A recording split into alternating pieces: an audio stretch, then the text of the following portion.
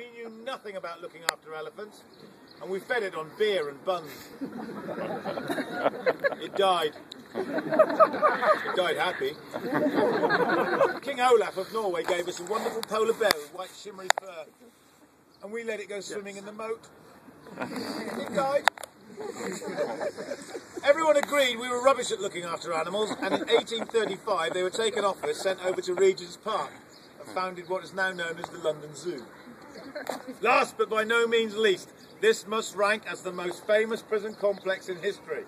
A place of murder, a place of torture, and a place of execution. Now, talking of executions, can you please turn around and look up to the top of the hill? There you can see a large, prominent grey building with ornate statues. Can you see it, young man? Do you want to stand here? Come stand here. See the large, prominent grey building with ornate statues? Right, get off. That was built for the Port of London Authority, which still controls all the shipping going up and down the River Thames. And as such, there's absolutely nothing whatsoever to do with the Tower of London. But it does serve as a useful landmark, so let me tell you about a place below and to the right, roughly where the gap in the trees is. That was the site of many executions between the 14th and 18th century. Now, the first victim was a man called Simon Sudbury. He was the Archbishop of Canterbury, and he was absolutely ripped to pieces up there at the hands of peasants for daring to impose a poll tax in 1381. Go peasants! The first legal execution to take place up there was 7 years later, a man called Sir Simon Burley, a Knight of the Garter.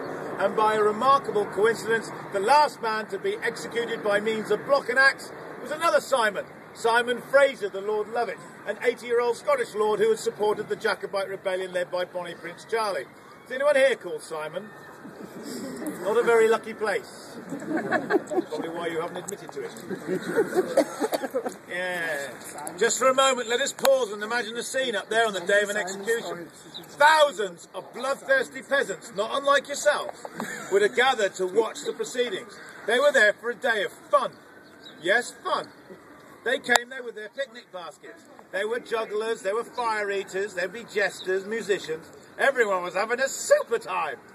Apart from one. The condemned man. He'd have been taken up there by people like me and handed over to the sheriffs of London. He'd have climbed those big old oak steps all the way to the top of the gallows and have been met at the top by a giant of a man dressed all in leather. Calm down, madam. He'd have handed over a purse with silver or gold coins, and then he'd deliver a fascinating speech. Finally, he'd have said his prayers and placed himself down with his neck resting on a block of oak. He would give a word or a signal. That executioner would then pick up that heavy axe and bring it crashing down through the bone and the skin, the tendons, the throat. There'd be an ooh from the crowd. There'd be a gush of blood. A cheer! Yay! And then that executioner would pick up that severed and still bleeding head, hold it aloft for all to see, flap of skin and blood dripping off his elbow, and organic gooey bits hanging out the bottom. Hold it aloft for all to see and loudly proclaim, "Behold the head of a traitor!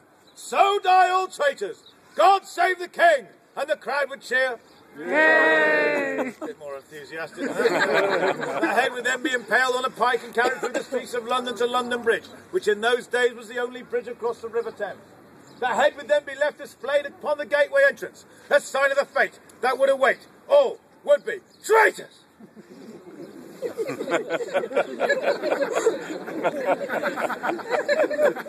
Now, meanwhile, that headless corpse would be brought down, placed into a small handcart, and brought back into the tower to be quickly buried in an unmarked grave in the Chapel Royal of St. Peter ad Vincula. That head would serve as an early form of bird feeder.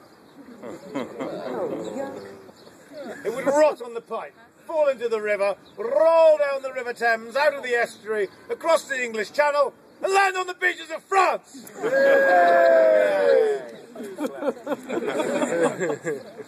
As I said, that cart would go through that tower there. Now that tower has served as a prison within a prison. Most notably, 2 Scottish lords were held in that tower after the failure of the Jacobite rebellion led by Bonnie Prince Charlie. Those 2 lords, Kilmarnock and Balmerino, were taken from that tower along here and up to Tower Hill to be publicly executed in front of over 110,000 people.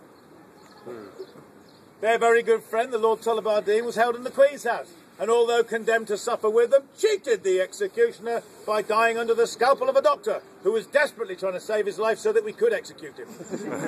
As we pass through the archway, I'd like you to look up and notice the spikes of the portcullis or Norman dropgate. It weighs over 1.5 tons and dates from 1326. Also notice the 3 circular holes drilled into the stonework above your head.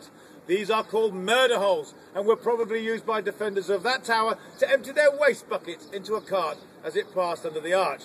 So, as we go under that arch, don't hang around underneath those holes for fear of medieval drippings. And also remember that even though that portcullis dates from 1326, so does the rope that holds it up.